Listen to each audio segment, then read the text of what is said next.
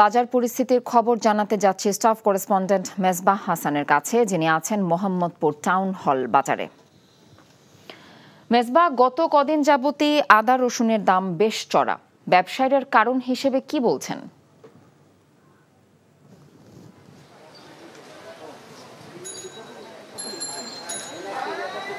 কথা গরমে তো মানুষের নাভিশ্বাস, সেই সাথে নিত্যপণ্যের বাজারেও কিন্তু স্বস্তির খবর এখনো পর্যন্ত নাই।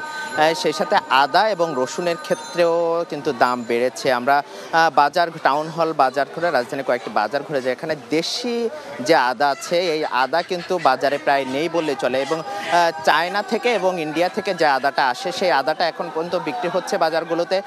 সেই বাজারটা বিক্রি হচ্ছে 190 থেকে 220 টাকা যে আদা ছিল সেটি এখন বিক্রি হচ্ছে 230 থেকে 250 টাকা পর্যন্ত। দেশি আদা 220 থেকে 30 টাকা পর্যন্ত ছিল, সেটি 250 থেকে 300 টাকা পর্যন্ত ছাড়িয়েছে। বিকাশে কম খরচে ক্যাশ আউটের লিমিট বেড়ে 50,000, প্রিয় এজেন্টও 2টা।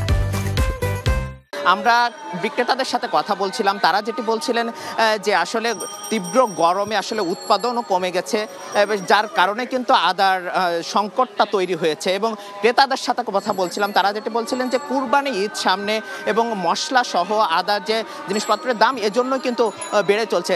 সেই সাথে সবজির বাজারের কথা যদি বলার চেষ্টা করে, সবজিতেও কিন্তু রমজানে যে বাড়তি দাম আমরা দেখেছিলাম, সেই বাড়তি দাম ছাড়িয়ে এখন যে তীব্র গরম, এই গরমে কিন্তু সবজির দামও বেড়ে চলছে। আমরা ক্রেতাদের সাথে কথা বলছিলাম, তারা যেটি বলছিলেন যে ঈদে তারা যে বাড়িতে গিয়েছিলেন, গ্রামের বাড়িতে যে বাজারটি করেছিলেন, সেখান থেকে রাজধানীর বাজারে প্রায় 2 গুণ থেকে 3 গুণ পর্যন্ত বাড়তি দামেতে কিন্তু রাজধানীতে এসে তারা কিনছেন। এছাড়া যদি মুরগির বাজারের কথা বলার চেষ্টা করি, আমরা জানি রমজানের ঈদের সময়ে কিন্তু মুরগির দাম কিন্তু বাড়িয়ে 230 পর্যন্ত করা হয়েছিল ব্রয়লার মুরগির দাম, এবং যেটি লাল মুরগি বলা হয় সেটি কিন্তু 330 টাকা পর্যন্ত বিক্রি ছিল, কিন্তু এখন সেটি বেড়ে কিন্তু 250 থেকে 300 টাকা পর্যন্ত বিক্রি হচ্ছে। এছাড়া যদি অন্য বাজারের কথা বলি, সব বাজারে কিন্তু এখন পর্যন্ত ঈদের পরে তীব্র গরমে কিন্তু এই বাড়তি দাম কিন্তু এখনো বাজারে রয়েছে। এই ছিল বাজার পরিস্থিতি নিয়ে সবশেষ কথা। বিকাশে কম খরচে ক্যাশ আউটের লিমিট বেড়ে 50,000, প্রিয় এজেন্টও 2টা।